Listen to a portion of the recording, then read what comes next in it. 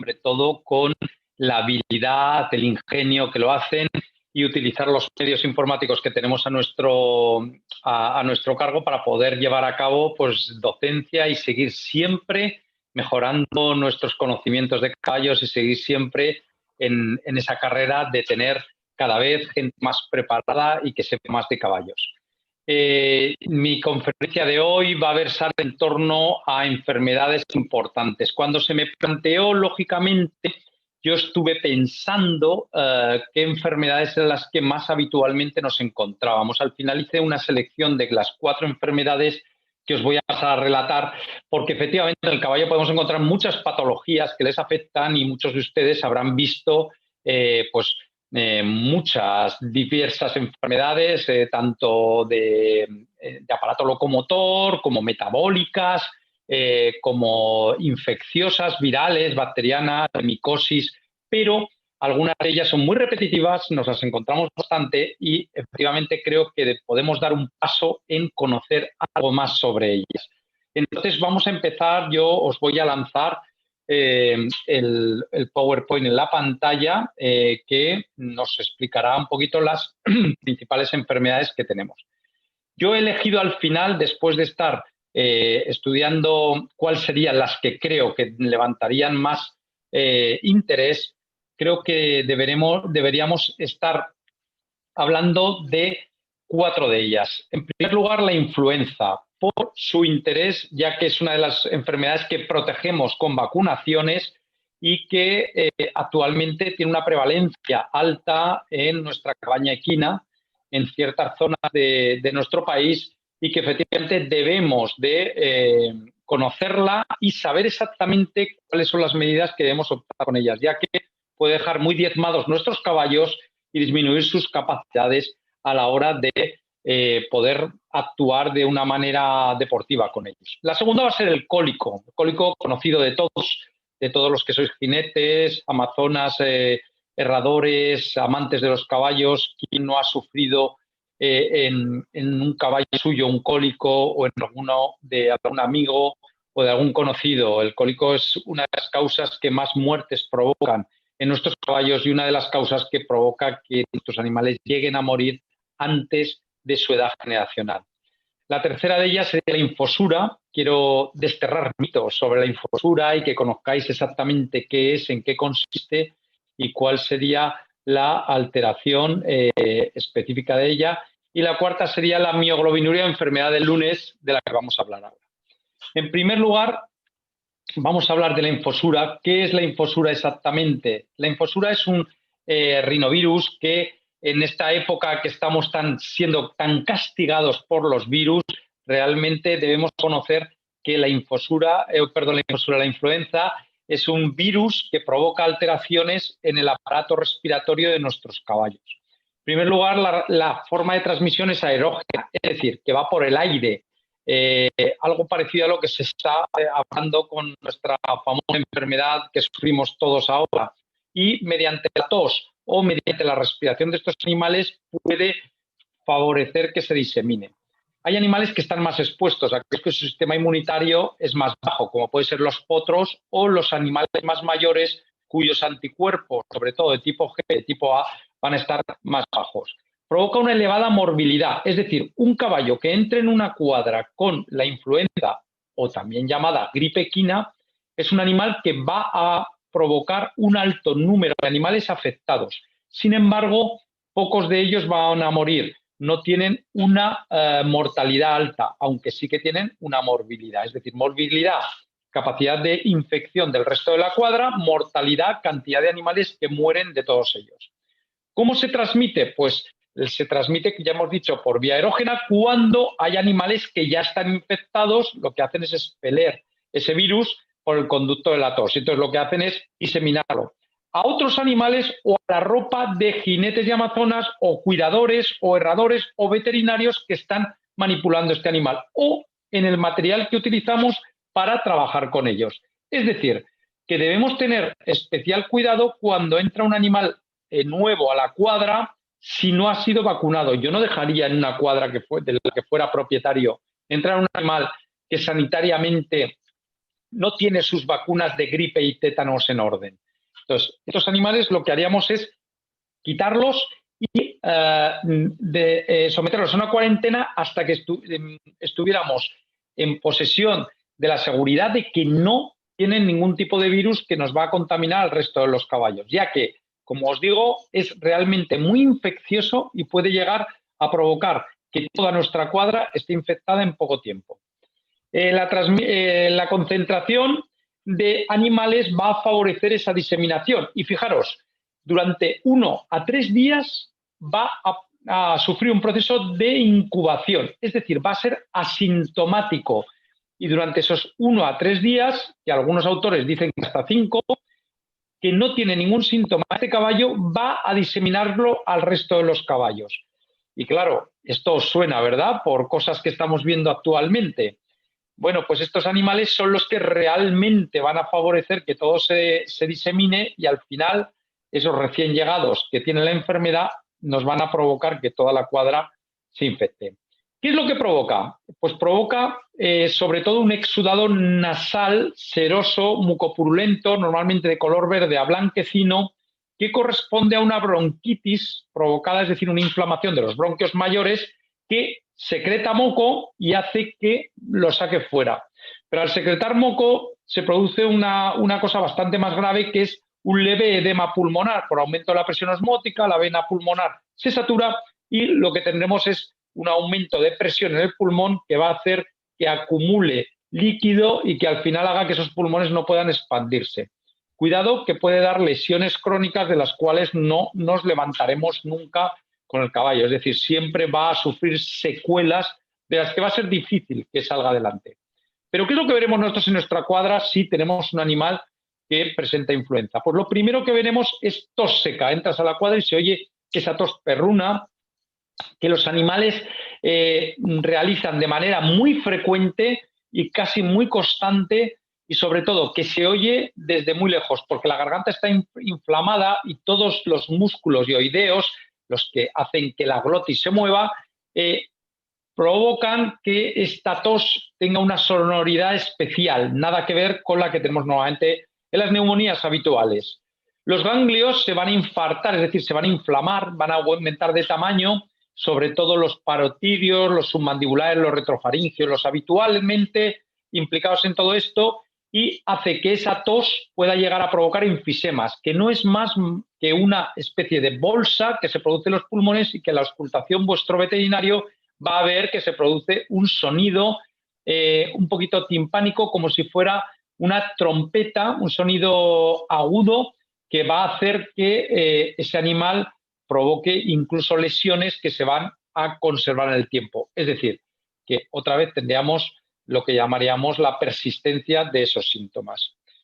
¿Qué es lo que vamos a hacer para saber si tiene el animal que ha entrado el virus? Cuando vemos toda esta sintomatología, pues lo primero, meter una torunda, un hisopo nasal y tomar una muestra. ¿Os suena, verdad? Lo mismo.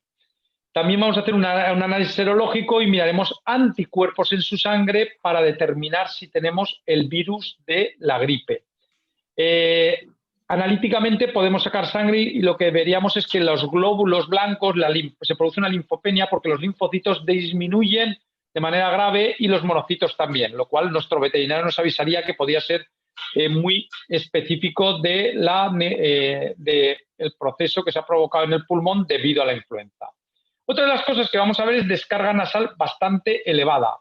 En la descarga nasal, como hemos dicho, son mocos de colores blanquecinos a verdosos y que el animal saca constantemente. Por supuesto, los animales normalmente dejan de comer, algunos se tumban y se les ve afligidos con un estado de depresión que en los caballos lo manifiestan bajando la cabeza y teniendo un estado pues, de mucha letargia.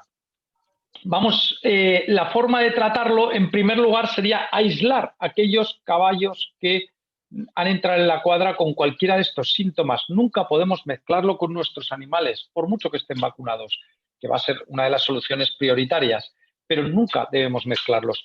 Hasta tal punto que habréis visto que en los concursos hípicos inmediatamente tienes que presentar tu pasaporte en la tribuna donde están normalmente los jueces y el veterinario del concurso, porque se aseguran que todos tengan la vacunación de gripe y tétanos puesta. La vacunación de gripe o influenza debe realizarse como premisa obligatoria por parte de la Federación Hípica cada 6 meses.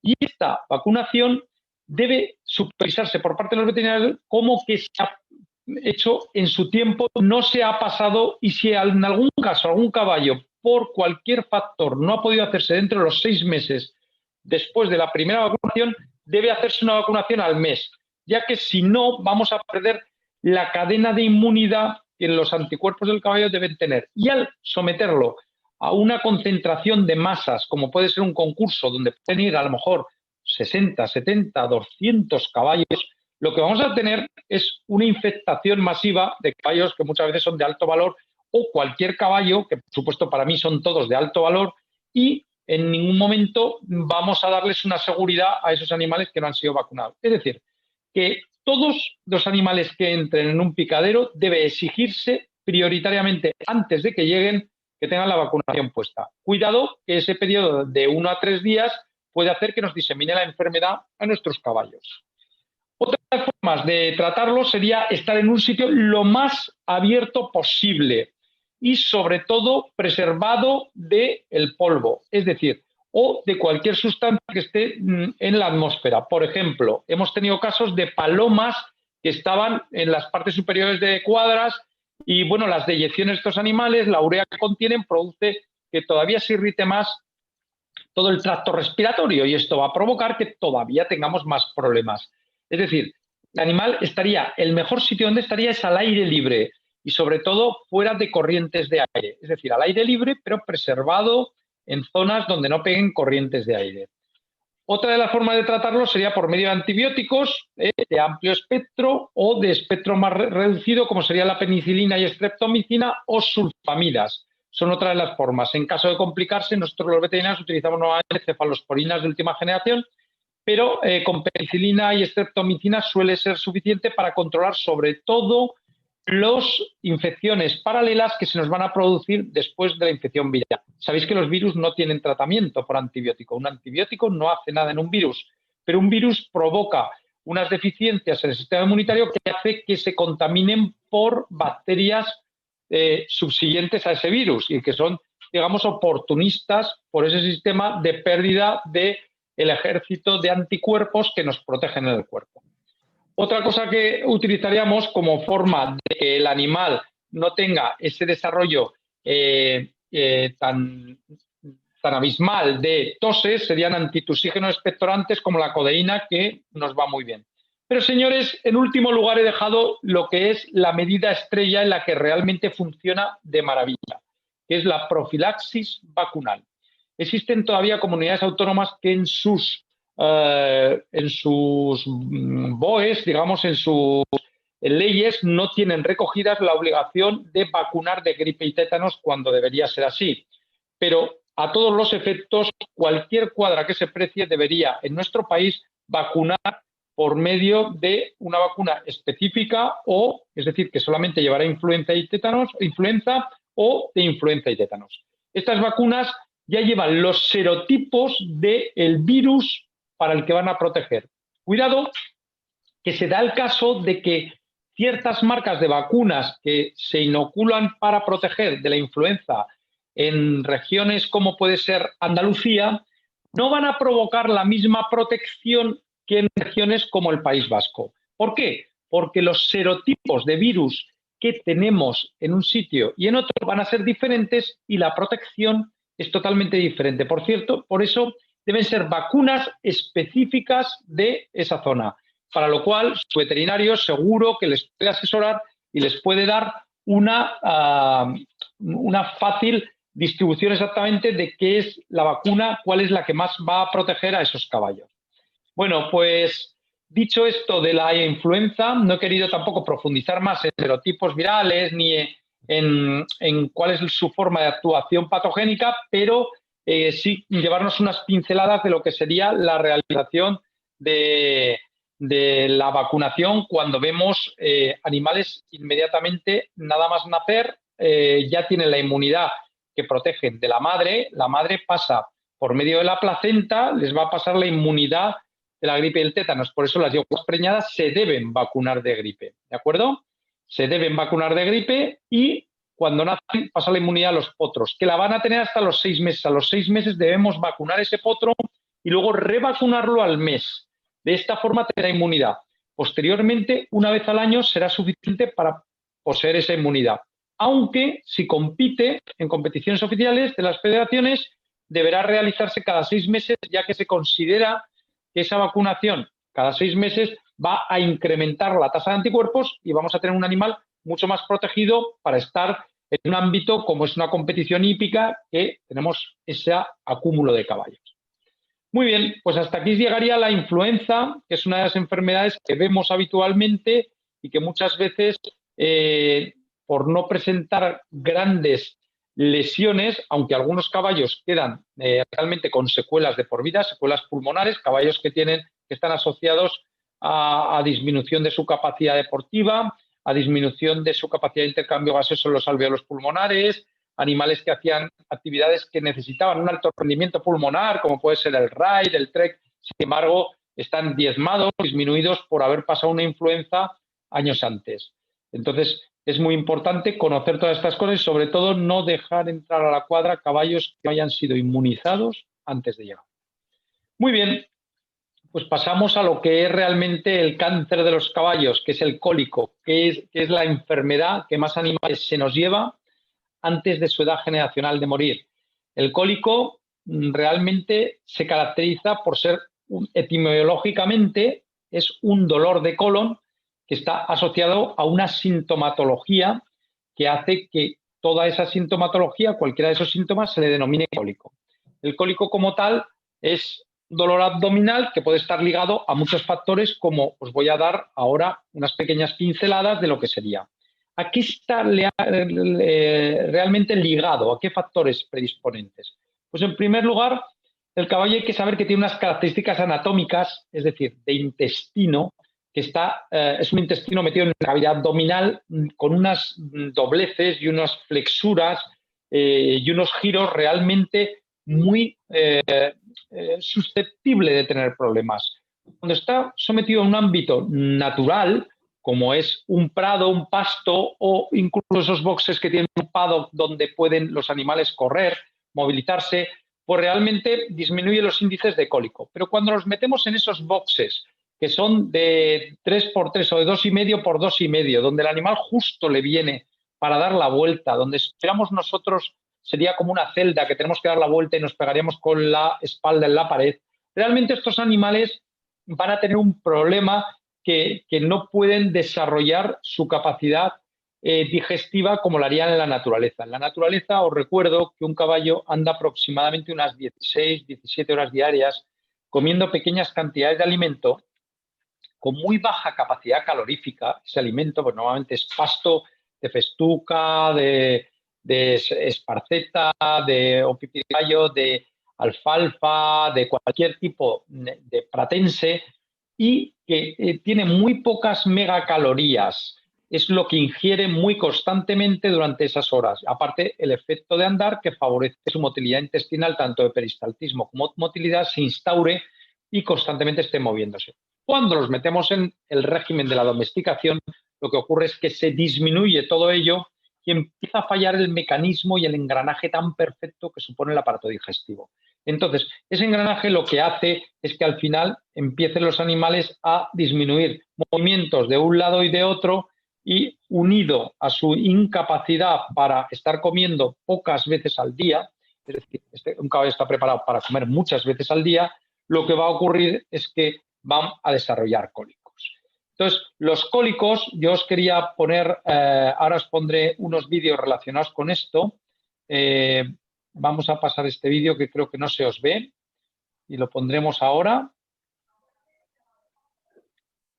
Los cólicos, hay diferentes tipos de cólicos y ya veremos ahora cómo terminan muchos de ellos, pero están ligados a unos factores predisponentes. El clima, nosotros, por ejemplo, los veterinarios sabemos que cuando va a haber esos días de lluvia que están aumentando muchísimo la presión atmosférica y en los cuales vemos que está a punto de llover, vemos que esos días favorece mucho el que los caballos tengan mayor número de cólicos. Normalmente hay varias explicaciones para esto, pero digamos que la más teorizada y la más consecuente de la ciencia sería que la variación de la presión atmosférica hace que parte del intestino se comporte de una manera, aumentando su motilidad intestinal, y otra parte del intestino disminuya. Entonces, realmente hay una afectación y vemos como sí que estadísticamente en la clínica, en el número de caballos que vemos habitualmente, aparecen más cólicos. La alimentación, señores, es fundamental. Ya que no podemos acostumbrarnos a las condiciones naturales, debemos acercarnos lo máximo posible. Un caballo, por supuesto, debe tomar forraje concentrado y el forraje, cuantas más veces al día se dé, mucho mejor. Cuanto pienso, cuantas más veces al día se dé, sería mejor comer 5 veces al día que comer 2, como habitualmente ocurre en la mayoría de los caballos de nuestros picaderos. Y sobre todo las calidades de los piensos es fundamental que sean adecuadas. Cuando hay cambios de cuadras o de piensos, siempre se debe hacer el método de los 4 cuartos, que yo lo explico siempre, porque esto yo creo que salva a muchos caballos. Los 4 cuartos consisten en que cuando yo me llevo un caballo que he comprado en otra cuadra, me llevo también pienso para 2 días. El primer día le daré 1 cuarto de pienso y come 4 kilos el caballo. El primer día le daré 1 kilo de pienso de la otra cuadra y 3 kilos del pienso de la cuadra donde lo compré y 1 kilo del pienso que le voy a dar a mi cuadra. Al segundo día le daré 2 kilos del pienso de la cuadra antigua y 2 kilos del mío. El tercero, 3 kilos de mi pienso y 1 kilo de la anterior cuadra. Y el cuarto día comerá ya mi pienso. Esto favorecerá que los pequeños cambios de fibra, de proteína, de hidratos de carbono, de grasa, no hagan que desarrolle el animal problemas abdominales ni cólicos. ¿De acuerdo? También es muy importante la obligación de darles a los caballos su alimentación en el momento en que están acostumbrados. Es decir, si un caballo en una cuadra come a las 7 de la mañana, es importante que coma a las 7 de la mañana, que sean las 7:30, al día siguiente a las 8:15 pues se ha dormido la persona encargada y al otro pues se la han saltado y ya come al mediodía o por la tarde. Bueno, esto no se puede hacer porque es una de las causas que va a predisponer el desarrollo de cólicos. ¿Por qué? Pues porque un caballo realmente, en el momento en que no vienen a darle de comer, no sabe si ya jamás nadie va a volver a darle de comer o es simplemente un retraso. Nosotros sabemos que es un retraso que realmente no ocurriría nada. Ellos no, ellos se van a preocupar y van a empezar a desarrollar una serie de hormonas que, como la adrenalina y catecolaminas, que van a hacer que estén mucho más nerviosos y que favorezca que el tránsito intestinal se modifique por la acción de esas hormonas y no va a traer nada bueno. Seguramente va a desarrollar algún problema. Entonces, aquellos caballos que regularmente no se les da de comer van a tener a la larga un problema derivado de esto.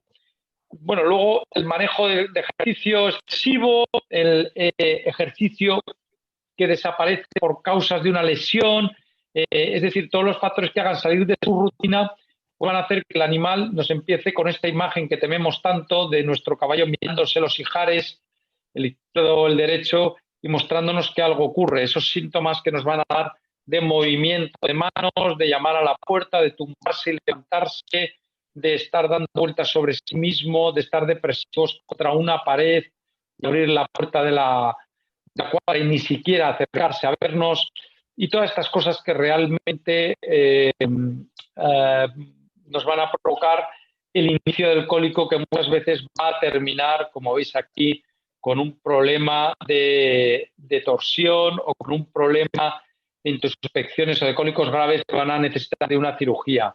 Es muy importante que todo eso se resolucione antes.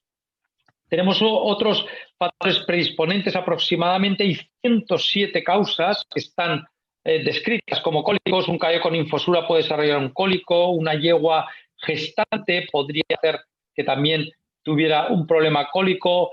En los ciclos sexuales, las yeguas en el momento del estro también, si son hiperestrogénicas, tienen muchos estrógenos, pueden producir problemas de este tipo. Y luego también los sementales, si tienen una excitación muy constante, en problemas de parasitosis. Yo hace una semana, tuvimos un caballo multiparasitado con estróngilos, sedentatos, gasterófilos, bueno, muy parasitado, y cuando lo desparasitamos salían masas de parásitos que realmente provocó un cólico por impactación, porque cerró parte de ese intestino que se quedó retenido todo el estiércol y realmente no podía salir por los parásitos que habíamos sacado fuera. Por otra parte, también en problemas alérgicos pueden favorecer. Ya os digo, aproximadamente unos 107 causas descritas, aunque constantemente hay factores que se van desarrollando y que se consideran predisponentes. ¿Qué sintomatología veríamos? Pues sobre todo dolor. El animal habitualmente se deja el pienso, aunque no siempre ocurre esto, sí que siguen viviendo la mayoría de ellos. Y sobre todo el dolor tenemos que valorar el tipo de dolor que tiene, la intensidad, cada cuánto tiene el dolor y qué actitud adopta ante el dolor. Cuidado porque yo he visto caballos que me dicen, oye, se ha dado el pienso, está un poco raro, trágico, no se ha tumbado, pero lo vi un poco raro y alguna vez se ha mirado los ijares. Es decir, algo que no es muy fuerte para entendernos. Sin embargo, cuando nosotros los auscultamos, por eso vendría muy bien que la gente hiciera cursos de primeros auxilios y tuviera una serie de nociones que nos permiten luego valorar la importancia de ese cólico, pues cuando nosotros lo auscultamos, pues vemos que a lo mejor tiene 96, 100 pulsaciones, que es una cosa realmente muy grave y que nos denota que hay una gravedad inminente a ese cólico. Entonces, lo primero que hay que hacer es ver una serie de factores que yo os voy a poner aquí que os puede ayudar para a la hora de valorar si esos cólicos tienen una gravedad o no. Cuidado que hay caballos muy quejicas y a lo mejor es un cólico espasmódico, que nosotros lo consideramos bastante benigno, que se resoluciona normalmente pinchando un par de días, unas de coleréticos, de buscapina, de funisin, de fenadine, pero ese tipo de cólicos hay veces que el caballo presenta mucho dolor, se tumba, se levanta muy, muy intranquilo y sin embargo son bastante benignos. Sin embargo, tenemos otros que parece que el caballo está muy tranquilo y cuando llega el veterinario y lo palpa, ve que hay una torsión intestinal. Yo he visto caballos morir con una serenidad increíble, con una torsión intestinal que le estaba provocando un daño del 1 al 100 de 99 y sin embargo estar el animal sereno, de pie, no tumbarse en ningún momento y lo único que hacía es estar apático, no querer comer y bajar la cabeza. Sin embargo, otro estar tumbándose, revolcándose y no dar una gravedad extrema porque era un cólico benigno. Entonces, tenemos que valorar esto. Entonces, la sintomatología, ya os digo, no es lo mismo revolcarse que estarse mirando los ijares, que tumbarse, que levantarse. Todo esto deberíamos valorarlo. La mayoría de ellos van a estar inapetentes. Un caballo inapetente, depresivo, que llamamos nosotros, sería un caballo que baja la cabeza, que no tiene atención por el medio, que entras a la cuadra y prácticamente no te hace ni caso y que se tumba y que está totalmente ausente de todo lo que está ocurriendo. Inmediatamente cuando ocurre esto, señores, no hay que darle de comer, aun cuando sospechamos, no hay que darle de comer, hay que observar el resto de los caballos de la cuadra, porque podríamos tener alguno ya con la misma causa. En ese momento no sabemos cuál es la causa que lo ha predispuesto, pero podría ser un saco de pienso en mal estado y ya tener alguno que está incubando esto, con lo cual mi consejo es siempre poner en precaución al resto de los caballos. ¿Cómo? O muchas veces bajar el pienso a mitad de pienso. Puede ser una técnica que favorezca que no se desarrollen otros cólicos. Hay que quitar el pienso, no darle de comer, hay que intentar levantarlo y pasearlo. Pasearlo para que fomente la motilidad intestinal y calmar el caballo. Hay un círculo vicioso que cuando el animal se pone más nervioso y cuanto más dolor tiene, más nervioso se pone. Entonces se retroalimenta y el caballo constantemente está con un dolor que le provoca que vuelva a tirarse, vuelva a tumbarse, vuelva a levantarse y estemos siempre igual. Sobre todo, no debemos poner medicación que no haya sido permitida por el veterinario, porque luego nos pueden mascarar una serie de sintomatología y que al final nos va a dar lesiones que no vamos a poder atajar porque durante un tiempo este cólico ha estado silente y ya no podemos hacernos con él. Otra de las cosas que debemos hacer es observarlo, que es lo que está haciendo habitualmente, y ver cada cuánto ocurre esta patología. Es decir, cuánto se tarda en estar tumbado, cuándo se levanta y cómo está actuando durante ese tiempo. También hay que hablar con el veterinario y decirle la edad, el sexo y el uso que tiene este animal, porque todo esto puede hacerlo encaminar a un tipo de cólico de una manera o de otra. Vemos, por ejemplo, muchas yeguas en celo que en el momento de la ovulación se pueden desarrollar cólicos espasmódicos por el propio dolor de la ovulación, que las señoras me estarán entendiendo perfectamente lo que estoy diciendo. Otra de las cosas que debemos saber es enfermedades, porque hay caballos que ya tienen enfermedades concomitantes. Un caballo puede estar con una hepatitis o puede estar ya con una obstrucción crónica de alguna asa intestinal o al tener algún tumor que comprime asas intestinales o algún melanoma, lo cual va a favorecer todas estas cosas. Y al final, claro, vamos a tener que hacer un tratamiento farmacológico de un tipo o de otro en función de lo que tengamos. Otra de las cosas son los viajes. Los viajes, señores, cuando vamos a concursos, pues va a hacer que el animal esté muchas horas de pie, sin poder moverse, más que estando de pie, no se puede tumbar, y este animal va a sufrir un cansancio por el viaje que sufrimos nosotros cuando vayamos a la cabina del coche, y tampoco el animal sabe cuándo va a empezar o cuándo va a terminar el viaje, lo que le provoca un nerviosismo. Nosotros sabemos que estamos yendo aquí al lado, que es 1 hora y media, pero él no sabe si ya nunca va a salir de ese plan. Pues, claro, hay caballos que están acostumbrados y lo toman muy bien, pero hay caballos que no lo toman bien y puede favorecer que se desarrollen estas cosas.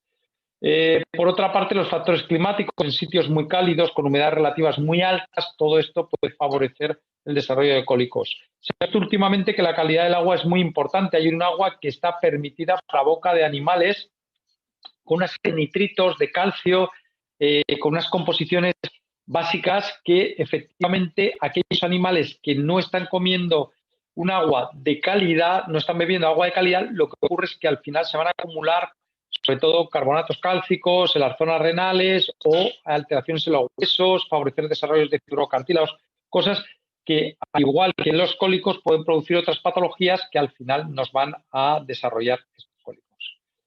Por otra parte, el veterinario debe hacer un examen clínico del animal y determinar si va a ser un cólico que se puede tratar por medio de fármacos o que puede tratar o que no va a haber solución por medio de fármacos y va a necesitar un tratamiento quirúrgico, es decir, llevarlo a operar, la famosa cirugía de cólico.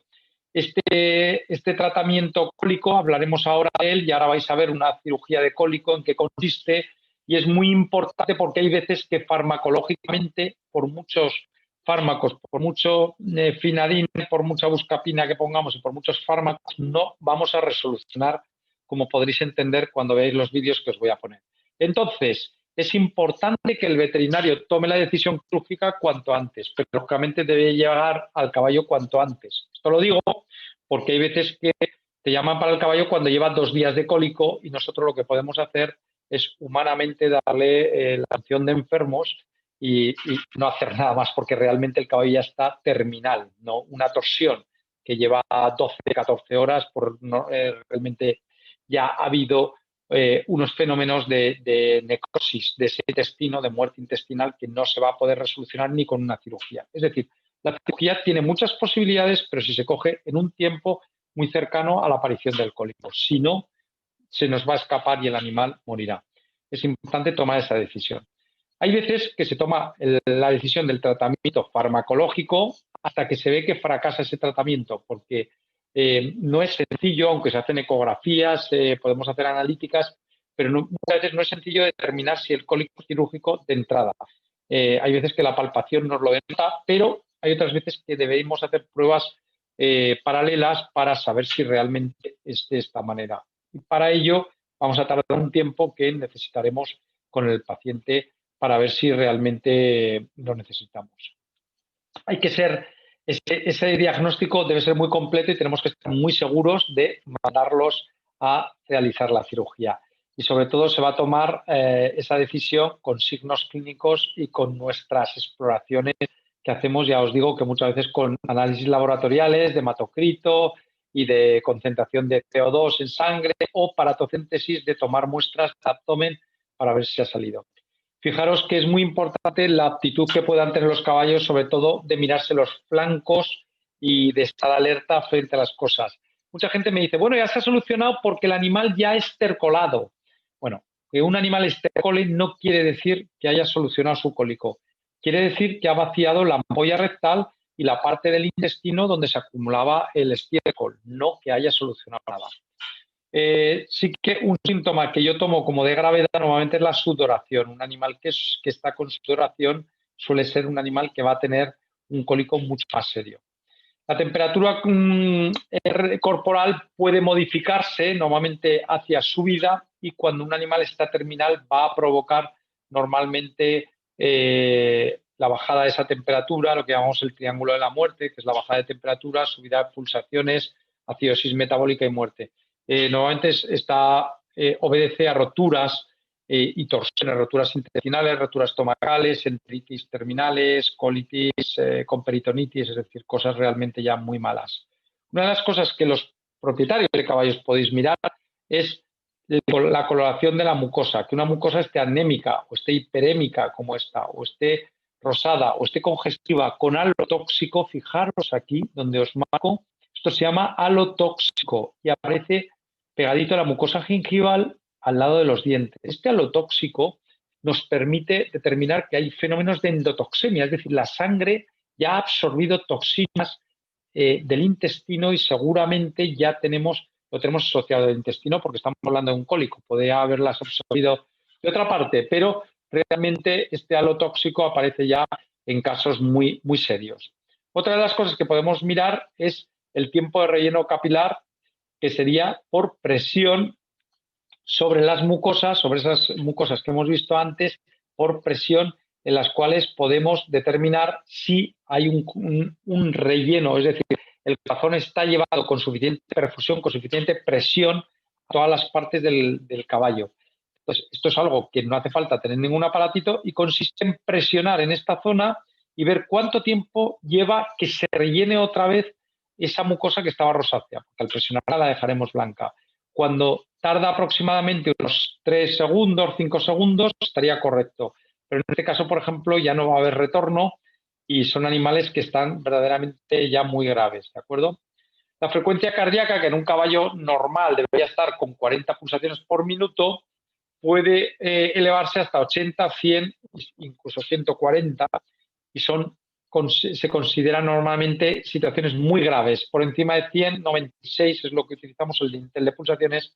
Hablamos ya de shock de caballos bastante, bastante graves. Pero es otro de los parámetros que vosotros podéis valorar. Si no tenemos fonendoscopio, lo tomaremos en la zona mandibular, que está justamente en la arcada del caballo. En esta zona mandibular lo que hacemos es poner los dedos, presionar y cuando lo vamos soltando poco a poco se irá ingurgitando la vena mandibular que tiene perfectamente la arteria mandibular que tiene la contracción de esas zonas.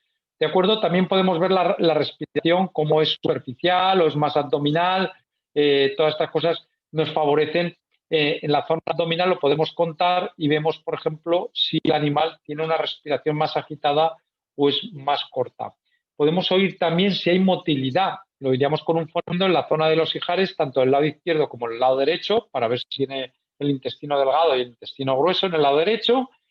Aunque si no poseemos el fonendo, lo que podemos hacer es poner el oído, pegar la cabeza y oiremos los movimientos intestinales que pueden ser muy elevados, muy normales o desaparecer. Cuando desaparecen le llamamos hilio paralítico. Y esto ya también responde a algo un poquito más serio. La deshidratación es otro de los factores que podéis mirar para ver si vuestro caballo está grave, si tiene la gravedad de ese cólico, y se realiza haciendo un pellizco en la zona de las tablas del cuello y aproximadamente una piel hidratada vuelve en 1 o 2 segundos. Cuando está deshidratado, esto va a tardar más y se notaría también con los globos oculares que están como más hundidos. Los veterinarios lo que vamos a hacer normalmente es la exploración rectal, que es la que nos da la mayor información de todo lo que hemos dicho aquí, pero esto se debe realizar sabiendo lo que estamos tratando. Cuidado que hay clientes míos que cuando he llegado al cólico dicen, no, he metido la mano y ya he sacado el estiércol. Bueno, el estiércol que se puede sacar con la mano es el estiércol que iba a sacar ya el caballo, que iba a estercolar. Estaba en la ampolla rectal y realmente eso ya salía, con lo cual no es diferente sacarlo o no.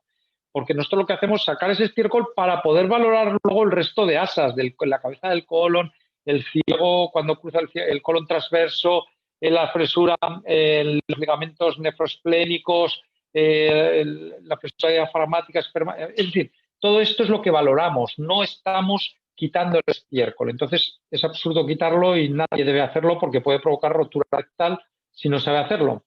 Por otra parte, hacemos también paratocentesis, que consiste en funcionar en la zona abdominal y sacar líquido. A veces se cateteriza para poner sobre todo fluidos, tipos de sueros, lactato de Ringer, para controlar una cosa que nosotros tememos, que se llama acidosis metabólica, que sabemos que es lo que va a provocar la muerte del animal realmente, un problema metabólico. Y luego hay veces que se hacen ecografías para diagnosticar cómo están esas intestinales y también radiologías en algunos casos. Aquí vemos un facultativo realizando extracción de líquido abdominal por paratocentesis, pinchando en esa zona donde acaba el esternón, se saca el líquido y ahí se ve y se valora. En este caso parece que sale con sangre, lo cual es una mala noticia, porque quiere decir que con mucha probabilidad ha podido haber rotura de las intestinales y sacar. Hay veces que sale hasta estiércol en el líquido en la aparatocéntesis. Y luego, por supuesto, la palpación rectal, que se debe hacer con una cierta precaución porque los caballos pueden cocearnos. Otra de las técnicas que utilizamos y que habréis visto son los sondajes gasogástricos, que introducimos una sonda por los hollares y llegamos hasta el estómago, donde vaciamos su contenido y muchas veces el contenido de reflujo que da el intestino delgado. Llegamos a sacar hasta 30 litros, sobre todo en enteritis proximales, es tremendo. Se hace con una sonda metiendo una cantidad de presión calculada y sacando todo el líquido que hay en el estómago. Posteriormente a esto muchas veces se introduce vaselina, depende de los cólicos, se hace una serie de tratamientos también por medio de la sonda. También se le puede dar de comer, se le puede dar productos para alimentarlo. Luego, otra de las cosas que hacemos es la sueroterapia, es decir, la introducción de fluidos por medio de una cateterización. Hay que poner un catéter que normalmente tiene que estar muy bien puesto porque el caballo, encontrándose mal como se encuentra en un cólico, pues se va a mover, va a tirar, va a arrancar y vamos a tener algún problemita. Entonces es mucho mejor tenerlo cateterizado y aquí en una parte alta las bolsas de suero de diferente tipo, tanto sea hipertónico, lactato de Ringer, glucosado, que nos va a permitir aumentar la volemia, es decir, aumentar la hidratación del animal y que no se nos muera por esa hidratación. Luego hay otras pruebas de campo que se realizarían mediante analíticas y mediante exámenes ecográficos dirigidos para poder saber exactamente, pues por ejemplo, una zona de punción para vaciar el gas que hay en el ciego o otra serie de pruebas que no vamos a entrar por ser más de un campo veterinario, pero que realmente se realizan así.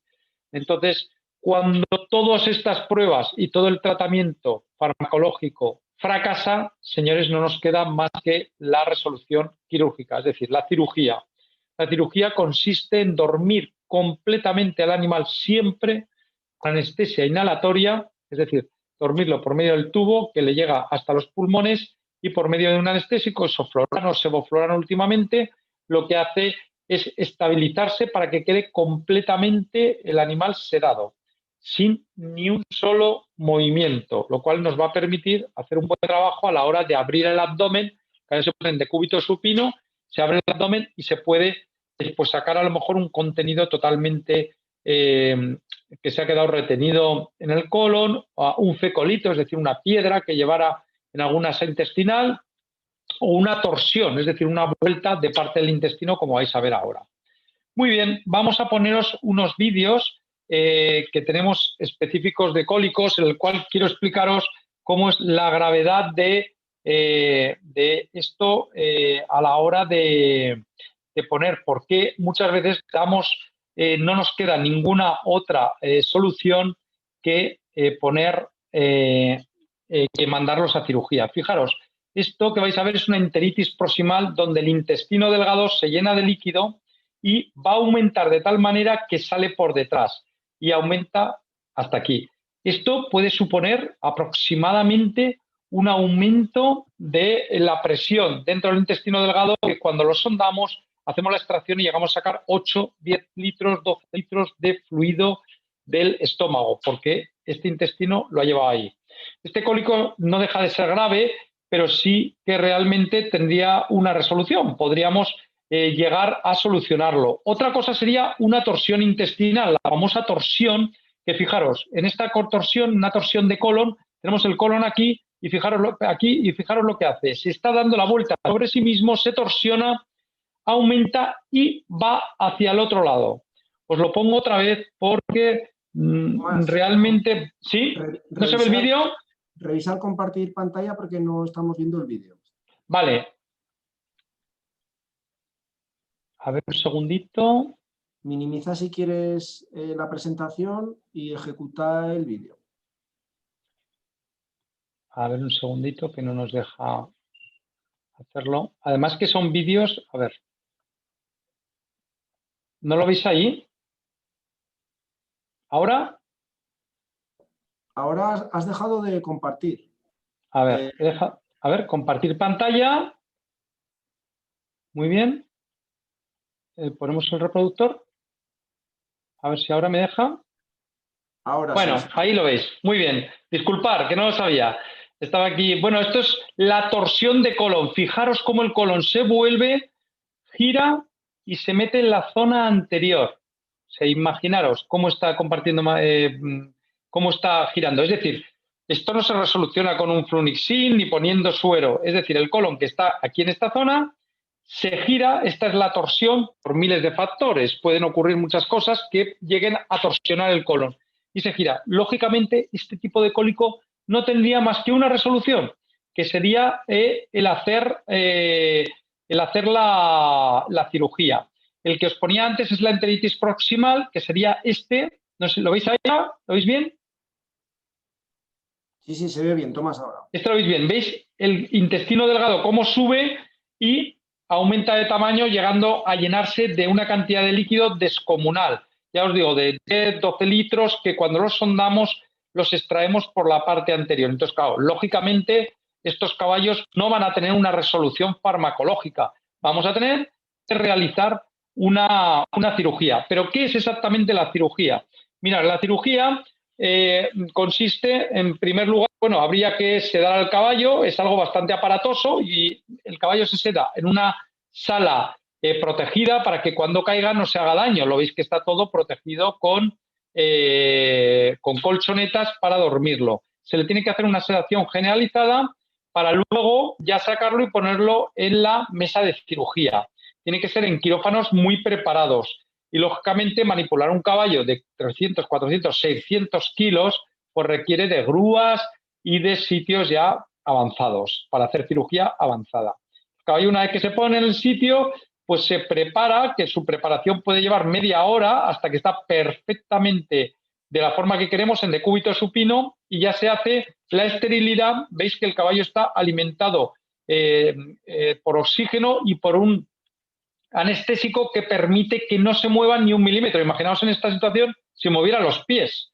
O sea, realmente sería una cosa tremenda. Lógicamente, todo el material debe estar absolutamente estéril y el sitio también. Entonces, la operación de cólico consiste en la apertura de la zona abdominal por la línea alba y empezamos a exteriorizar. Esto que veis es aquí el colon, vemos aquí un hematoma, vemos petequias y vemos alteraciones que están viendo los cirujanos, como aparte de llevar bastante gas, no es excesivo, pero sí que lleva, lo que hacen es ir sacando asas intestinales. No vamos a profundizar aquí tampoco en qué consistiría, y buscar las zonas que están totalmente torsionadas o que están fuera de su sitio, o los pecolitos que pudieran aparecer. Es decir, cualquier tipo de alteración se van a detectar en el cólico, que, fijaros, los cirujanos meten hasta las dos manos dentro de la cavidad abdominal buscando la zona alterada hasta que la exteriorizan. ¿Veis? Como por ejemplo aquí el intestino delgado, que tiene esa forma tan diferente del intestino grueso que habéis visto antes del colon, y lo que hacen es exteriorizarlo y resolucionar la patología que tengan. Una vez que la resolucionan, pues ya cierran todo, ponen todo en su sitio, se sutura, una sutura extremadamente fuerte, porque, como podéis suponer, es en una zona grávida, en la parte de abajo del abdomen. Lógicamente, podría luego eviscerarse el animal si no se suturara bien. Y una vez que el animal ya ha terminado la cirugía, se pone otra vez en el box de recuperación, donde el animal se levantará posteriormente, va a tardar 2 o 3 horas, y el posoperatorio va a requerir de mucha fluidoterapia para recuperar su glicemia, para que el animal no tenga problemas, y normalmente se les pone unas fajas para evitar. Posteriormente ya se hacen diferentes partes hasta que llega el animal a los prados y van comiendo una serie de alimentos, por supuesto programados, y el posoperatorio puede durar aproximadamente entre 15, 20 días y normalmente los caballos hasta 2 meses después no van a hacer una actividad deportiva controlada. Por supuesto, todo lo que es el tema de la herida por la cirugía va a tener que ser controlado porque, claro, un caballo de salto, por ejemplo, con las presiones a las que está sometido su abdomen, cualquier fallo en esa sutura pues nos podría dar un problema que llevara a que el animal se viscerara y se nos muriera. ¿De acuerdo?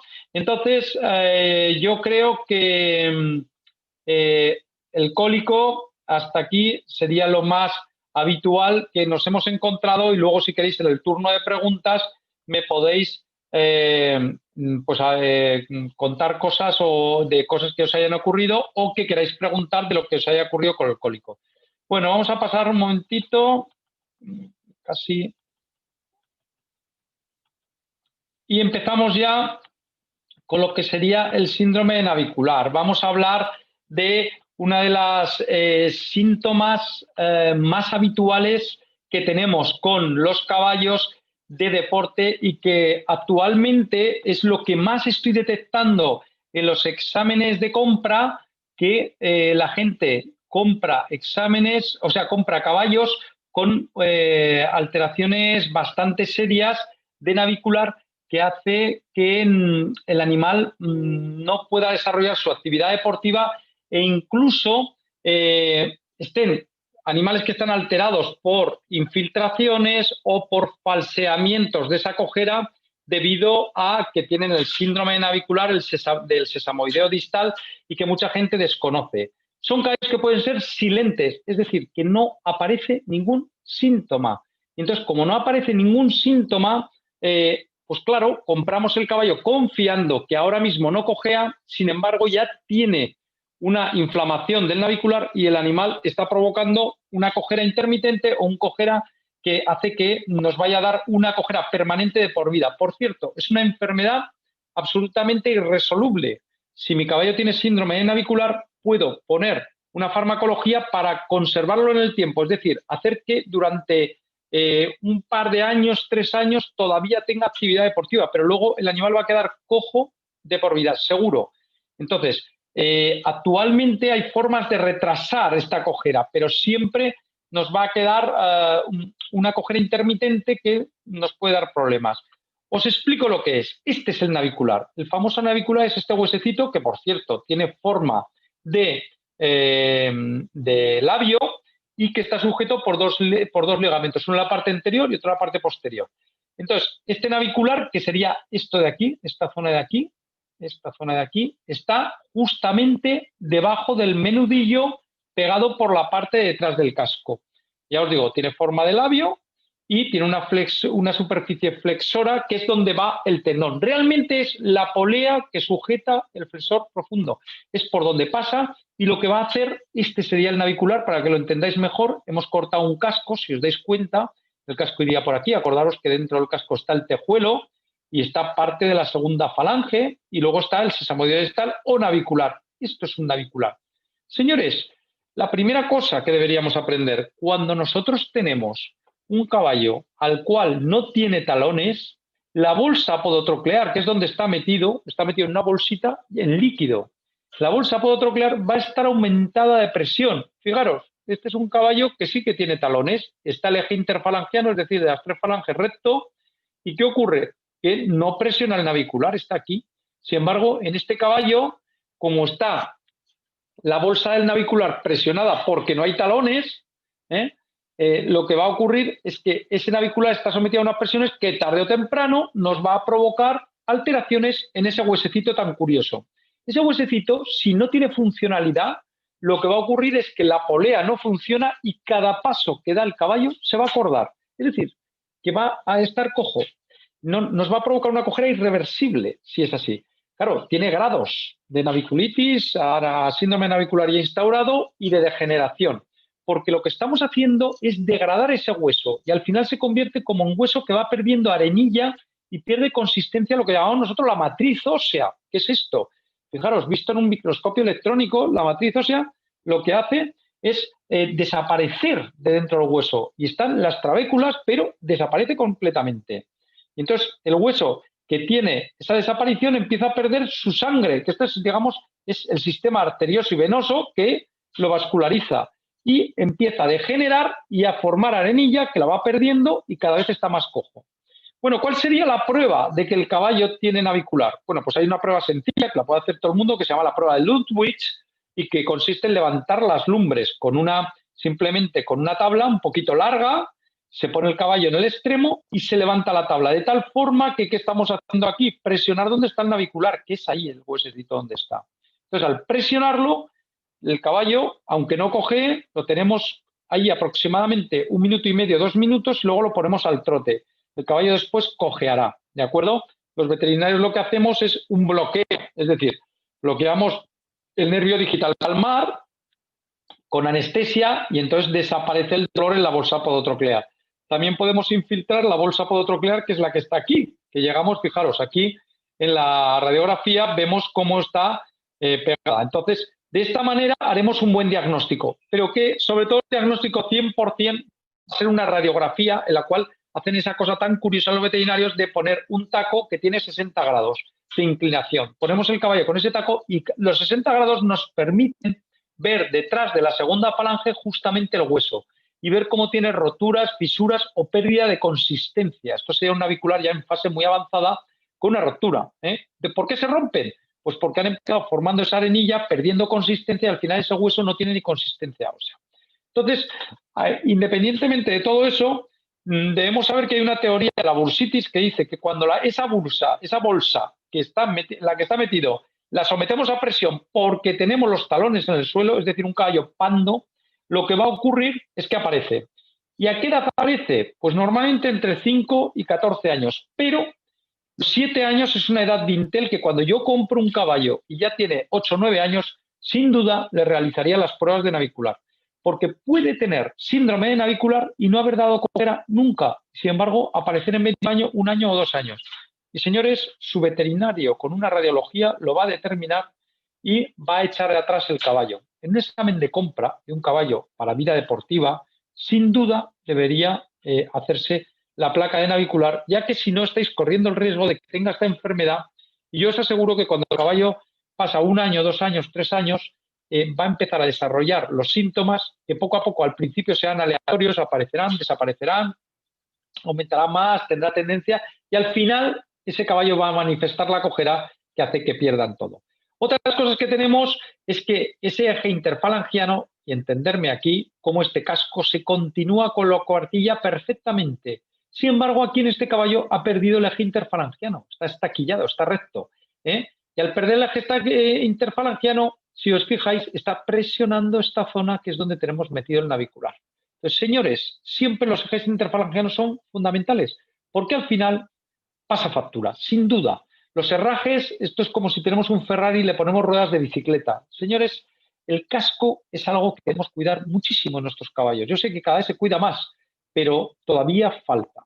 Ese eje desviado hacia detrás hace que los talones pues, normalmente empiezan a estar los pulpejos al aire, no tienen nada y bueno, hay una serie de herrajes correctivos que va a favorecer que esto desaparezca. Entonces, bueno, todas estas cosas debemos hacer que al final nuestro caballo no presente estas posturas de navicular, estas posturas que son totalmente plantado y que es la que le resulta a él de alivio para esto. ¿De acuerdo? Nos puede dar cojeras de cualquier tipo, de apoyo, de elevación, mixtas, complementarias, de muchísimas formas. Entonces, lo que vamos a hacer con él es una palpación del pulso digital. A ver si tenemos, por ejemplo, aumento de presión. Haremos también movimiento de los fibrocartílagos, a ver si están anquilosados o los fibrocartílagos funcionan. Y sobre todo, la exploración con pinzas de casco en la zona de los pulpejos, donde vamos a presionar en la zona de los callos de la herradura, en talones del casco. El mover ese casco va a hacer que los pulpejos tengan flexibilidad y si el caballo tiene síndrome navicular va a favorecer para que la bolsa podotroclear al ser presionada duele y el caballo se va a quejar, va a pegar un movimiento. Entonces, la exploración con pinzas nos va a dar un diagnóstico realmente bueno. Esta es la radiografía de la cual yo os hablaba a 60 grados para poder ver el huesecito que lo tenemos aquí. ¿De acuerdo? es una enfermedad que es muy importante por ser silente, que la mayoría de los casos cuando hacemos el examen de compra y detectamos que tiene navicular, muchos de los propietarios de ese caballo ni lo saben, porque no han tenido a lo mejor hasta ese momento síntomas. Pero es garantizado que cuando este navicular empieza a hacer una cosa que llamamos nuestros chupachús, que son síntomas de degeneración ósea, de que hay actividad osteoclástica y ya está perdiendo esa capacidad de matriz ósea, lo que ocurre es que al final este animal nos va a dar un problema que no nos deja actuar. Bueno, la palpación de cartílagos la vamos a tener aquí. Como veis aquí, es presionar los cartílagos hacia afuera y nos va a determinar esto, el pulso digital que hemos visto antes, y la palpación de los cascos va a ser los factores que nos van a predisponer para ello. El diagnóstico anatomopatológico, bueno, hay otra serie de cosas, simplemente que sepáis que hay una radiografía que se hace en el síndrome navicular que consiste en el skyline, se llama, se hace desde arriba hacia abajo, para entendernos, si no habla de proyecciones radiográficas, pero que nos permitirá de esa manera ver si ese navicular tiene una degeneración y una degradación máxima y aumentada en todo esto. ¿De acuerdo?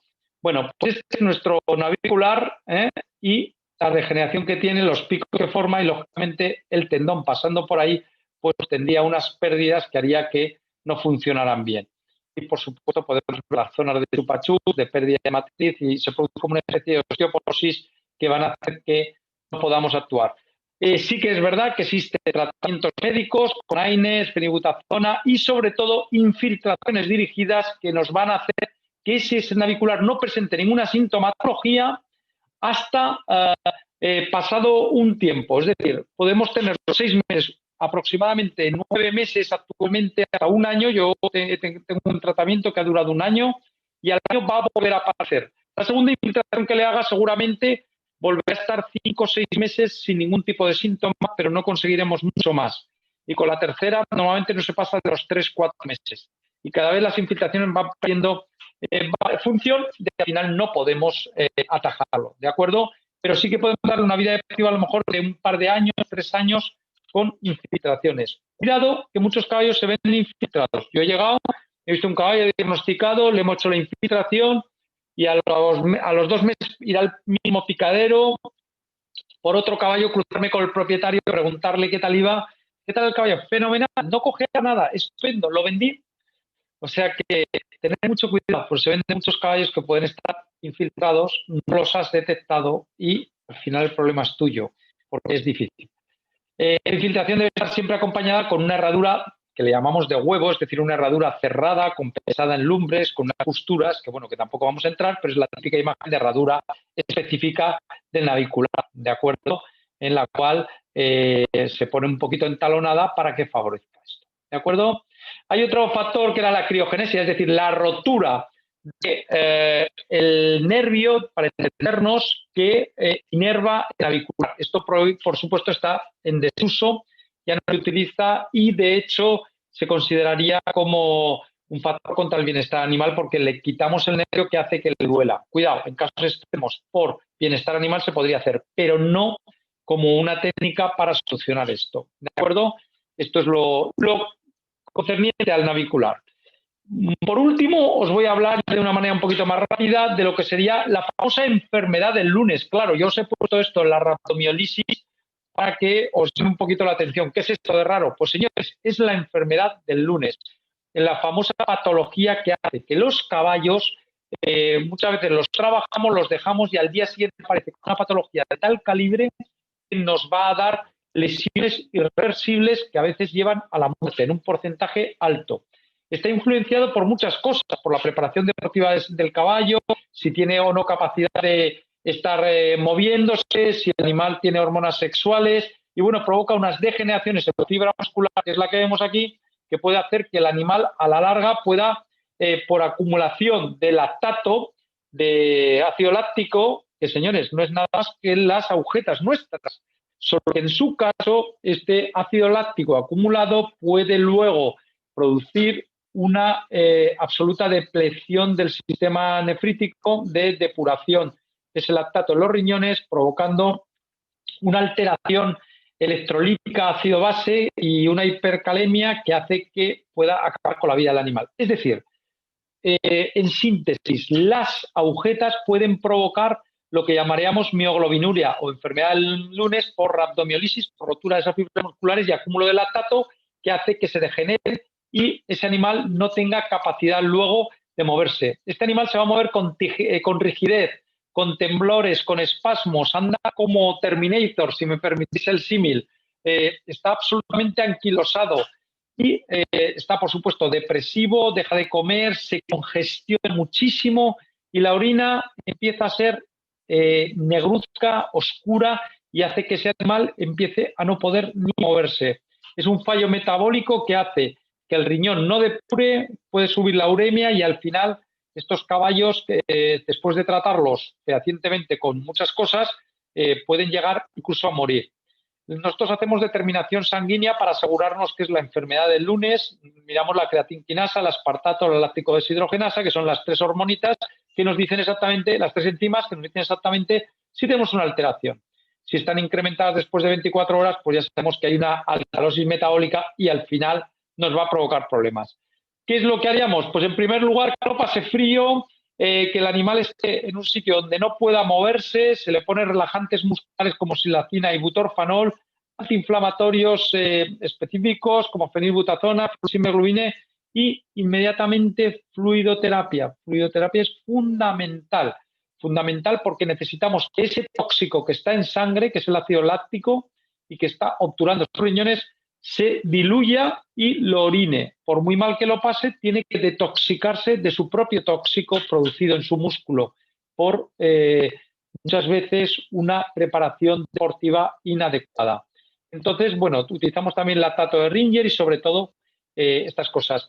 Esto está muchas veces ligado con el síndrome de agotamiento. Hay caballos que no trabajan el lunes, ni el martes, ni el miércoles, ni se saca a dar cuerda, están ahí en el box esperando que el sábado vaya a su propietario o propietaria y le dé a lo mejor un paseo con muchos galopes de 3, 4, 5, 6 horas. El animal no está preparado y al final puede ocurrir un poco lo que ocurre en los caballos de raid, ¿no? Que se provoca un shock hipovolémico, el problema de termorregulación y al final desarrolla desde un síndrome de agotamiento va a producir esto, la enfermedad del lunes.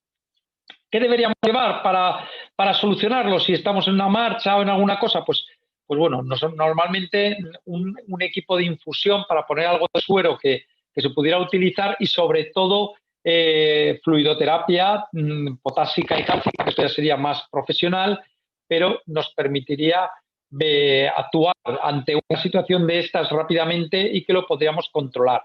Debemos llevar también antiinflamatorios para que paren la primera hordada de síntomas que van a ser sobre todo una inflamación generalizada y un problema que muchas veces acaba, señores, con esta palabra que no nos gusta, que son los eutanásicos. Hay caballos que están tan sumamente en shock y tan sumamente mal que empiezan con una respiración agitada muy fuerte y al final no podemos sacarlos adelante.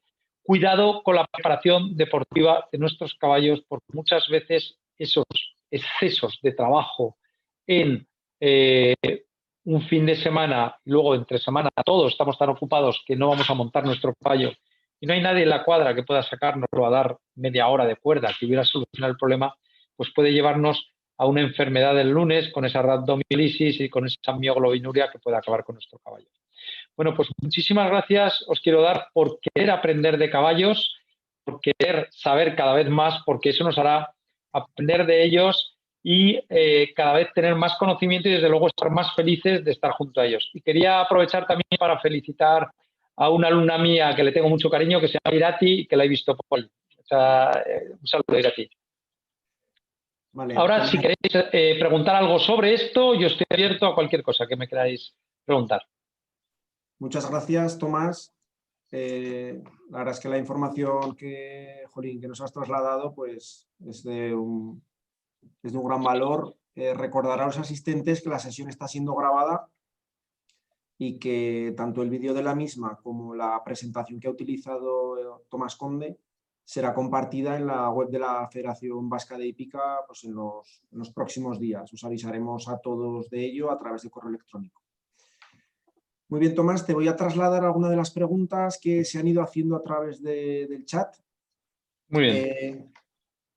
Un asistente nos preguntaba que si tengo caballos en una campa sin contacto con otros caballos, ¿la probabilidad de enfermarse de influenza es menor?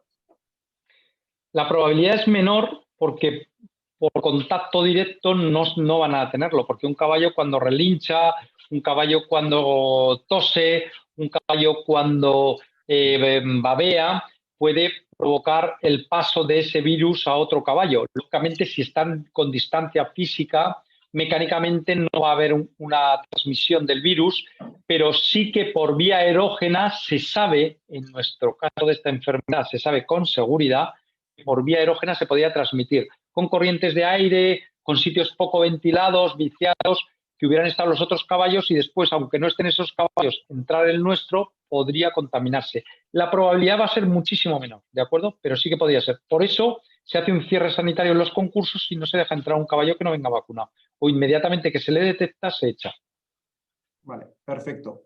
Gracias, Tomás. Otra pregunta que nos ponen aquí en el chat es que si tras una sesión de equitación, ¿cómo debemos de preparar al caballo para llevarlo al box si está muy sudado?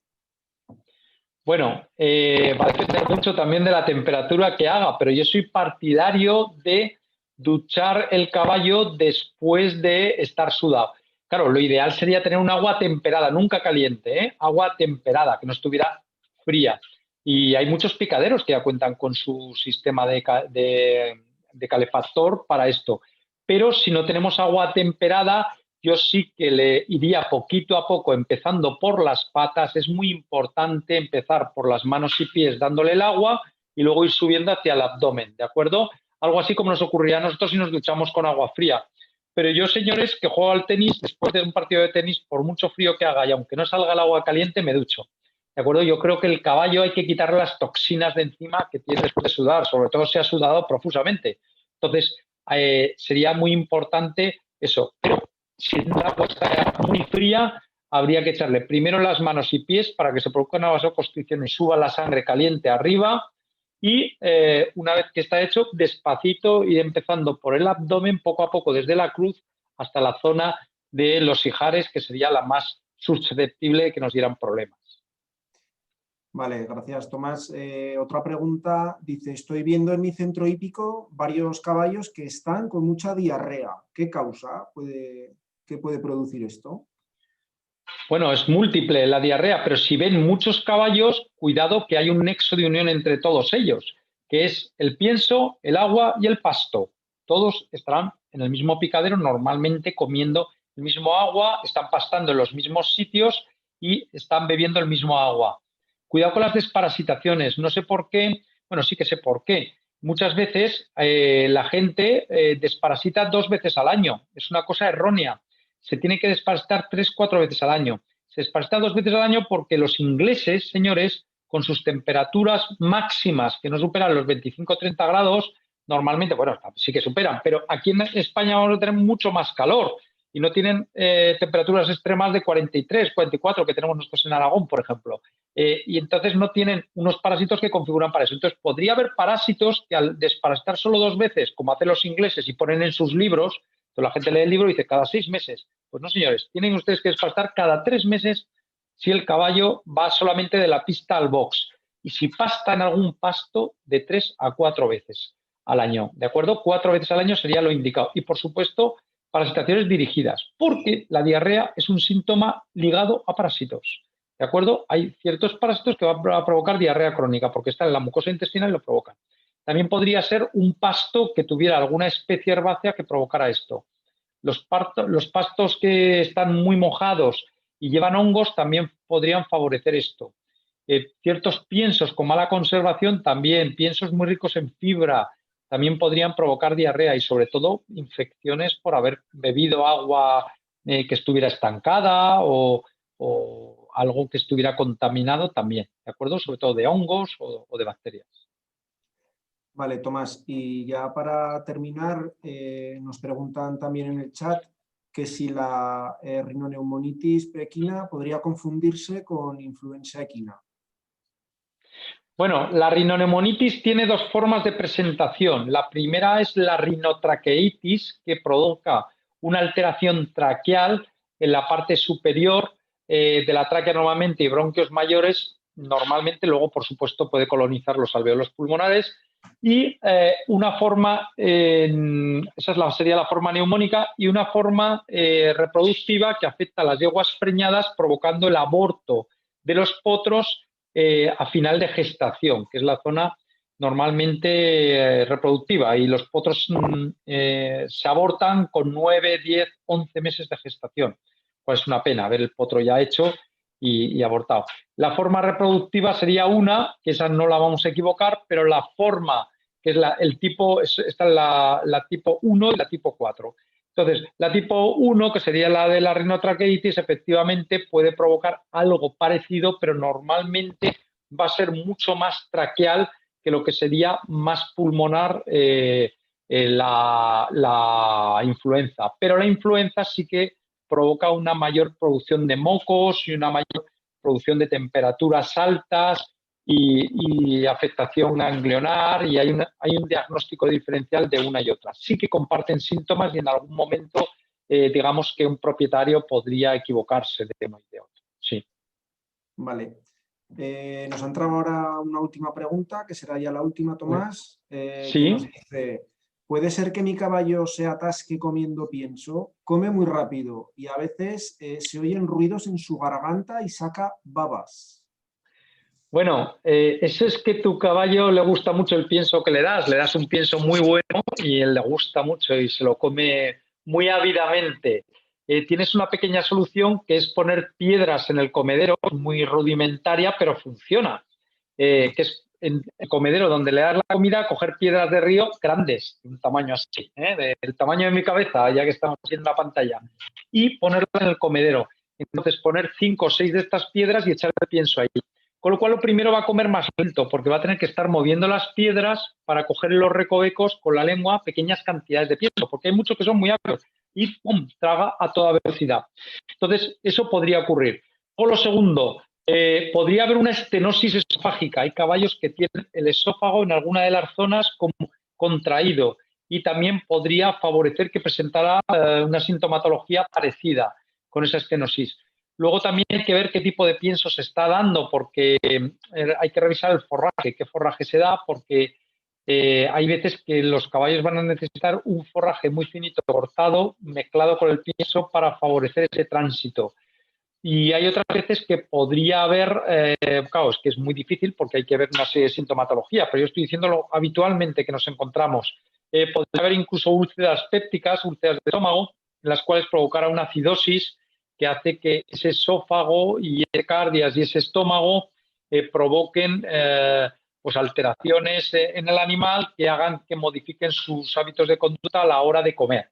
Entonces, todo esto puede alterar la normal ritmo de comida del caballo. Vale, pues Tomás, muchas gracias. Ha sido un placer, como siempre, escucharte y Pues con las muchas ganas gracias a vosotros. con las ganas que siempre transmites, un enamorado de la docencia que eres, además de los caballos y de la veterinaria. Sí, muchas gracias. Agradecerte el haber estado con nosotros, agradecer también a todos los que habéis asistido a la webinar, y os informamos que en 15 días tendremos una última webinar impartida por Patricia Alcaraz, que tenéis toda la información en la web de la Federación. Y reiterarte, Tomás, nuestro agradecimiento, el mío a nivel personal, de José Ignacio Merladet. Y bueno, esperemos que se pueda organizar alguna otra webinar y poder contar contigo nuevamente. Tomás. Cuando queráis. Muchísimas gracias a vosotros y a todos los alumnos por dedicar vuestro tiempo a saber más de estos maravillosos animales. Muchas gracias. Un abrazo a todos. Un abrazo a todos. Hasta luego. Adiós.